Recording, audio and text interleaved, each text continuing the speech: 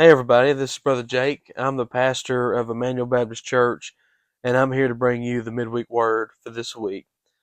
This week I want to share with you a psalm that I kind of just ran into over the course of some other studies this past week, and was so struck by this particular verse that I thought I'd share it with you today, because this is something that's always applicable, something that I think every single person struggles with.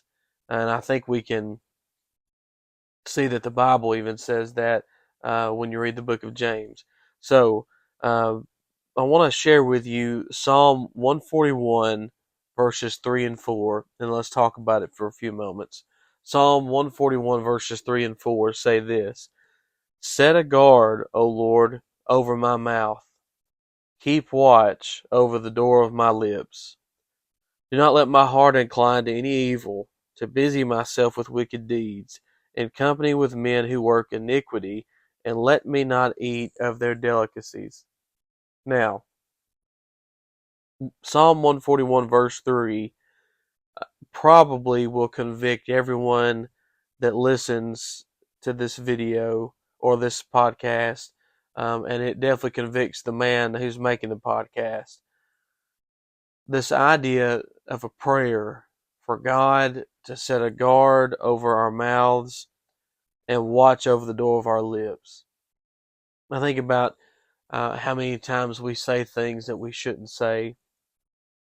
And maybe it's not just things that we shouldn't say, but maybe it's the way that we say certain things that make them sound worse than we even mean for them to be.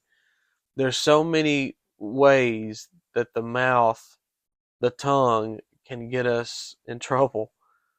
There's so many ways that the tongue can hurt other people. So many battles have been fought because of things that started with the tongue. Now, what's interesting to me about this is, first of all, it's a prayer. Uh, David is understanding as he writes this psalm that he needs God to help him guard his tongue. I've went through periods in my life, and maybe you have done this too, where I thought, all right, if I just have enough determination, I can break this habit of speaking in this way, or saying this thing, or speaking ill towards someone. If I just have enough willpower, enough determination, I can make it happen.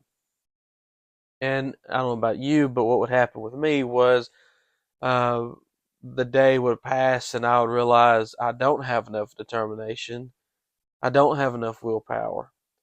Um, and if maybe I did good the first day, but then the second or the third or the fourth day would roll around and I would find out the same thing. So, sure, may start off really strong and with great intentions, but left to our own devices and to our own intentions, our own willpower, what happens is our mouth is still our mouth, our tongue is still going to be our tongue, and we're going to say things that we shouldn't say. But what David is saying here is not just that, Lord, I'm going to try to do better. That's not what he's saying here. He says, Lord, I want you to set the guard over my mouth and keep the watch over the door of my lips. What basically David is saying here is not that that the blame belongs to God if we mess up. That's not what he's saying. But what he's doing is he is submitting his mouth, his tongue, his words. He's submitting those things to God and saying, God, I can't do this on my own. I need your help. So I'm just giving myself to you, including the way I talk to people, including my tongue. Now, what's interesting about this is the next verse. Verse 4 says, Do not let my heart incline to any evil, to busy myself with wicked deeds, in company with men who work iniquity, and let me not eat of their delicacies. So here we are in verse 4, and there's a reference to the mouth, let me not eat of their delicacies. But even more importantly, in verse 4, we see that there's a prayer for the heart. Do not let my heart incline to any evil, to busy myself with wicked deeds, in company of men uh, who work iniquity. Now, I find it very interesting and I hope you will too, that in a prayer, this stanza here in Psalm 141, the whole thing is not about, the whole psalm is not about the tongue, but in this stanza, it is about the tongue. And what we see here is that in a prayer about God guarding our tongue, immediately the next phrase that comes out of the psalmist's mouth is, God protect my heart. Do not incline my heart to any evil. Or excuse me, do not let my heart incline to any evil. So again, he's saying, God, guard my tongue, guard my mouth. Also, Lord, guard my heart. The reason why I think that's so interesting here is because Jesus tells us that the tongue often reveals what's in the heart. The Bible tells us over in the book of Matthew, I believe it's Matthew chapter 15. Yeah, Matthew chapter 15 and verse 10 and 11. The disciples were breaking ceremonial laws. And remember, the disciples probably had a pretty difficult ministry because Jesus was homeless. So it's not like that they probably don't have a house to sleep in every night. Or if they do, it's definitely not their house. And every now and then they'll come back home. You see that in the Gospels, but a lot of times they're on the road and they're just sleeping where they can find a spot. And so they are eating these grains in the fields, trying to survive. And the Pharisees say, "All right, well, the disciples, your followers, are not washing their hands according to ceremonial law. Maybe they tried to clean themselves the best they could, but they weren't following Old Testament law, the ceremonial law." Pharisees come and say, "Well, they're eating with unclean hands, and so they're defiling themselves by eating something that's been defiled with unclean hands." That was the whole argument. And Jesus comes back to the Pharisees and verses 10 and 11 of Matthew 15, and he says this, "And he called the people to him and said to them, Hear and understand, it is not what goes into the mouth that defiles a person, but what comes out of the mouth that defiles a person." Then Jesus explains it later on to his disciples, because Peter asked Jesus to explain it, verse 15.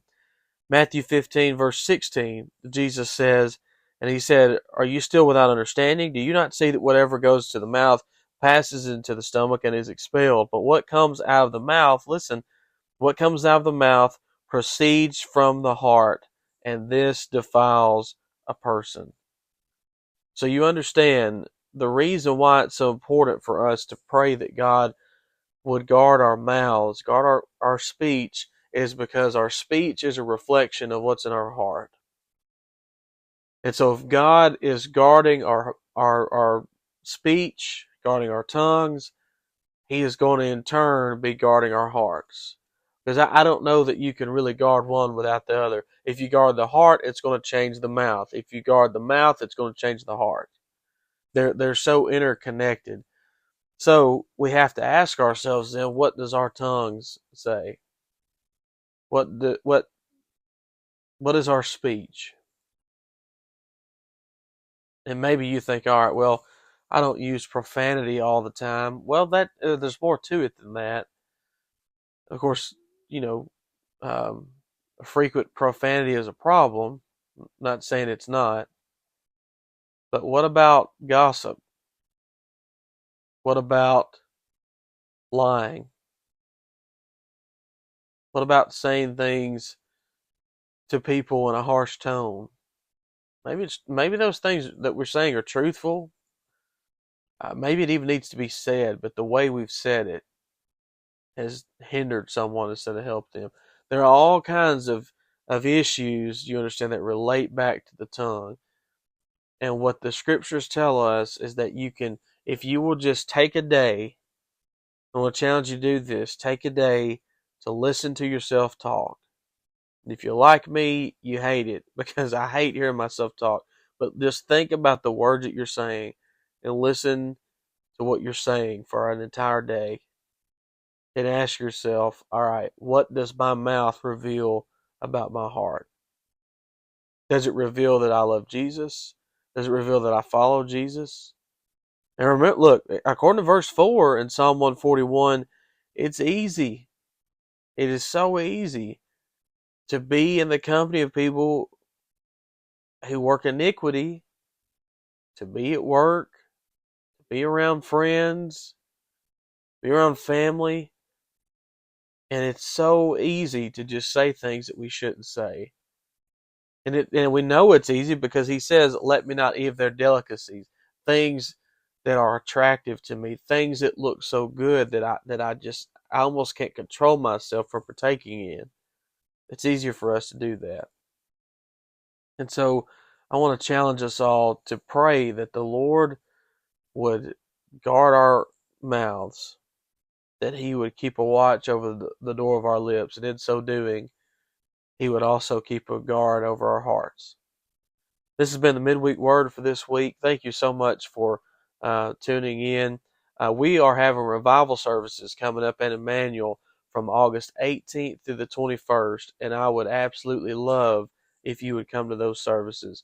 My really good friend, Brother Trevor Sewell, is a pastor up at Finley Baptist Church, and he's going to be preaching on revival, so I'm really looking forward to that, and I hope you will come be part of those services. But I will see you hopefully tonight at church or Sunday at church. If I don't see you then, I'll hear from you next week on the Midweek Word. Talk to you soon.